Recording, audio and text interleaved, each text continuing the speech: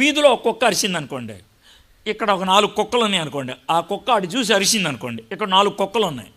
ఈ 4 కుక్కలు మీరు గమనించండి, అవి చేసే పని అంటాడు ముందు చాలా సీరియస్ చూస్తాయి, ఎలా చూస్తాయి. ఆ కుక్క ఇంకా కంటిన్యూస్గా అరుస్తుంది అనుకోండి, ఈ ఇమీడియట్గా అరచడం మొదలుపెట్టేస్తాయి, ఇమీడియట్గా అరిచేస్తాయి. ఒకవేళ మనం ఆ కుక్కను పట్టుకొని ఒకసారి రావే, ఎందుకు అరుస్తున్నావే అని అంటే అది అరుస్తుంది కదా అని అంటుంది. నాకు అంతకంటే ఇంకేం తెలియదు, అది ఎందుకు అరుస్తుందో తెలుసా? తెలీదు. మరి ఎందుకు అరుస్తున్నావు? అది అరుస్తుంది కదా, నేను కూడా అరుస్తాను. ఇది కుక్క బుద్ధి. అంటే అది అరుస్తుంది కాబట్టి నేను కూడా అరుస్తా, ఎందుకు అరుస్తుందో తెలియదు. మన కుర్రోళ్ళు కూడా అలాంటి వాళ్ళే. అరే ఎందుకు ప్యాంట్ చింపుకున్నావు అంటే ఆడు చింపుకున్నాడుగా, నేను కూడా చెప్పుకున్నాను. ఇది వాళ్ళు అనే మాట. అరే ఎందుకురా జుట్టు ఎలా పెంచావు, ఆడు పెంచుకున్నాడుగా, నేను కూడా ఇలా పెంచుకుంటా. ఏరా జుట్టుకి ఎందుకురా ఆ విధమైన పిచ్చి పిచ్చి రంగు వేసావు, ఆడు వేసుకున్నాడుగా, నేను కూడా వేసుకుంటా. మీకు అర్థమైంది కదా? ఇప్పుడు మీరు ఆలోచించండి, ఈ కుక్కకి అది ఎందుకు అరుస్తుందో తెలియదు, ఇది అరిసింది. వీడికి ఆ రంగు ఎందుకు వేసుకున్నాడు తెలిసి ఇది కూడా వేసుకున్నాడు. వీళ్ళిద్దరిలో తేడా ఏమన్నా? మరి అది విషయం.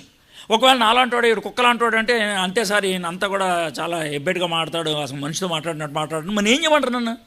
ఏం చేయమంటారు? అయితే ఇంకో మాట కూడా చెప్తాను. ప్రసంగికులు కొంతమంది గట్టిగా ఎందుకు మాట్లాడరు తెలుసా? గట్టిగా మాట్లాడాలంటే ఆడి జీవితం గురించి ఆడికి ఓ భరోసా ఉండాలి కదా. వాడికి లేకపోతే ఇంకెలా మాడతాడు?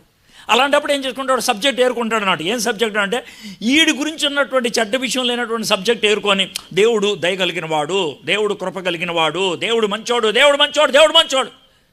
ఈ ప్రసంగం చేసి వెళ్ళిపోతారు. బాగా చెప్పారు సార్, ఎందుకంటే మీకు కూడా తగలదుగా, బాగానే ఉంటుంది. నాలాంటి వాడు వచ్చాడు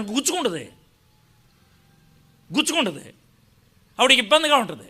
మీరే ఆలోచించండి సీరియస్గా, ఏది ఉపయోగకరమైంది, ఏది మన జీవితాన్ని సెట్ చేసేది. యోసేపు చిన్న వయసులో 17 ఏళ్ల లోపు హై స్కూల్లో ఉన్నటువంటి దినాల్లో, అలాంటి దినాల్లో చెడు ప్రభావం పడకుండా జీవించగలిగాడు. బహుశా వాళ్ళ అమ్మ చెప్పినటువంటి చిన్న కథలు తన హృదయంలో ఉంచుకోవటం బట్టి తాను ఆ చిన్న వయసు నుంచే పవిత్రంగా ఉండగలిగాడు. దీంతో నేను రెండు విషయాలు చెప్పగలుగుతున్నాను. ఒకటి తల్లిదండ్రులకి, రెండోది పిల్లలకి. తల్లిదండ్రులకు చెప్పగలిగేది ఏంటి తెలుసా? పిల్లల్ని ఆ వయసులో నువ్వు సన్మార్గంలో పెట్టకపోతే, ఇప్పుడు చెప్పండి, అన్నోళ్ళ కోపం ఎవరి మీద? యోసేపు కన్నా కలల మీద. నా మీద చాలామందికి ఎందుకు కోపం వస్తుంది తెలుసా? నేను అనే మాటలు మాట. నేనేం చేయను. బైబిల్లో ఉన్న మాట చెప్తే నువ్వు అంత కోప్పడిపోతే ఏమనాలా? చాలామంది పెద్దోళ్ళు నన్ను కూర్చోపెట్టి, బ్రదర్ బైబిల్లో కృప ఉంది బ్రదర్, బైబిల్లో ప్రేమ ఉంది బ్రదర్, మీరు అంత కరుగ్గా మాడితే ఎట్లాగా? కాస్త ప్రేమతో మాట్లాడచ్చు కదా, కాస్త కృపతో మాట్లాడచ్చు కదా. ఇది నాకు చాలామంది సలహాలు ఇచ్చారు. చాలామంది కొంచెం నెమ్మదిగా మాడచ్చు కదా.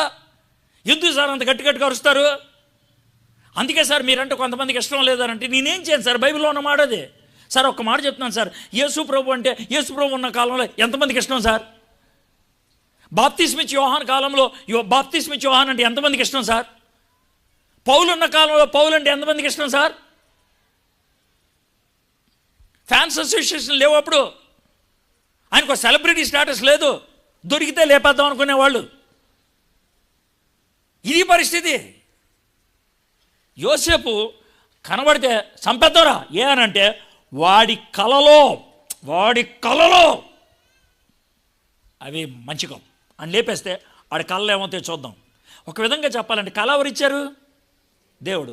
కళను చంపేద్దామంటే ఎవరిని చంపేద్దాం అనుకున్నారు? చెప్పండి మీరు. దేవుడి చిత్తాన్ని లేపేద్దాం అనుకున్నారు. దేవుడి చిత్తాన్ని లేపేద్దాం అనుకున్నది సాధ్యమా?